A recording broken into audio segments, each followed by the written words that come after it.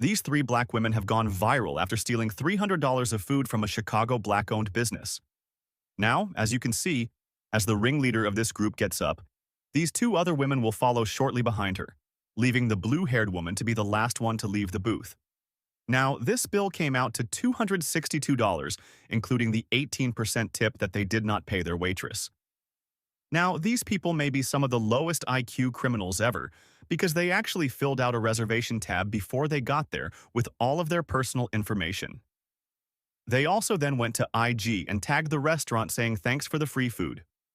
Now, the wildest part in all this is that the woman that I said at the beginning was the ringleader, she has gone on Facebook and has doubled down on why she stole the food. She said, "If you take too long with my bill, when it's time to leave the restaurant, I'm leaving your place of business. Call me broke all you want.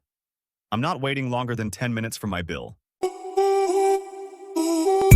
Johnny, go Johnny, go Johnny, go Johnny, go Johnny, go Johnny, go Johnny, go Johnny, go Johnny, go Johnny, go Johnny, go Johnny, go Johnny, go Johnny, go Johnny, go Johnny.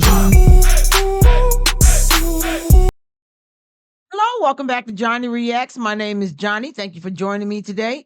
Today we'll go over some local news that they are having out here with Dine and Dash. Dine and Dash. I'm sure you've heard of Dine and Dash. Have you ever done Dine and Dash? Maybe when you were a young teenager doing silly stuff in our teenage years. But are you doing it when you are a full-grown person and you want someone to respect you? Are you still dining and dashing? Well, according to this local news story, they are. Let's go ahead and get into it. Make sure y'all go and hit that like button. Go ahead and subscribe to the channel. And check out my other channels that you see scrolling at the bottom. Hit me up on Facebook. Until then, let's get into the video. With this summer-like weather, this is an important time for local restaurateurs to make income from outdoor dining. When some would-be patrons left without paying their bill, some local business owners took to social media. The outdoor patio is all set for the season at Flav's in University Village. But yesterday evening, surveillance cameras caught 3 people leaving without paying a $200 bill for a shrimp and lobster dinner, according to the owners. The young lady who was serving their table, she got kids at home. She gets a percentage of that tip. She worked hard to serve their table. They had a lot of food. It's actually disappointing. It's very disappointing to see that from the community that we actually serve, because we pour into our community. We're a small business, and I see this happening so often to a lot of different small businesses throughout the city. And we got to do something. What they did, posted on social media. Owners Phil Simpson and Andrew Bonsu say it wasn't long before people online identified the trio. Simpson said he's been texting one of them, and someone actually offered to pay their bill. But Simpson says it's a bigger issue of would-be patrons taking from servers and this black-owned business that struggles to keep prices affordable despite the cost of goods and services going up. And before he gets into that, $200 worth of meal. Did you see that the gentleman, Hookie's the one that ran out first? Hookie ran first, full-grown man. And they always want to tell you, don't shop with the white folks. Come over there and shop with the black-owned businesses. Put your energy and your money into the black-owned businesses. These two gentlemen here work hard to start that business. I'm sure they did. It's hard to keep a business afloat and pay your employees, your taxes, and everything else, as well as have a roof over their own dang head. And what does Pookie and Bumquisha do? Of course, they're going to go ahead and they're going to dine and dash on. Like I brought up this, the issue about it being young. If you're young, I can see it. I can see it because you're a kid. But when you full grown like that, off a $200 bill, like I said, the people that work there, the servers, they live off their tips mainly. Yes, they get a paycheck, but they live off them tips. And they're not easy to come by. And then you want to wonder why the restaurants and the businesses, the black-owned businesses, are not in the community. For what? For what? So you could just take from me? So you could say that I'm not black because I won't open up a store in a crime-infested neighborhood?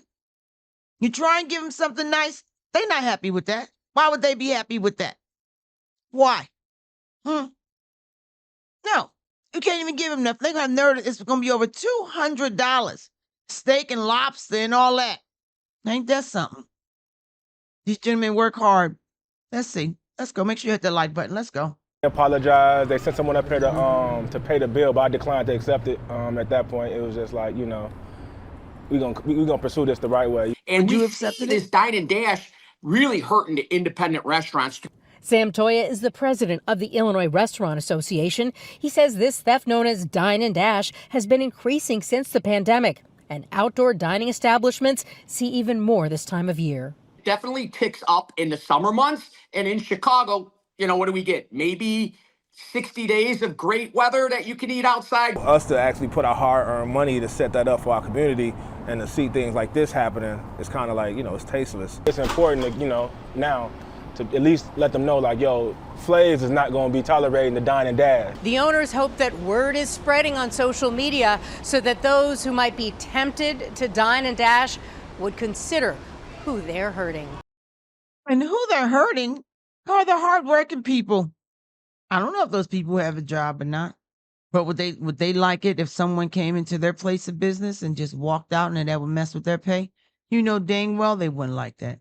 So what gives you the right to do it? I just can't get over the entitlement, the disrespect that they have. They intentionally went in there and did that. These are full-grown people who always want you to respect me. Respect me. But they won't respect the people around them.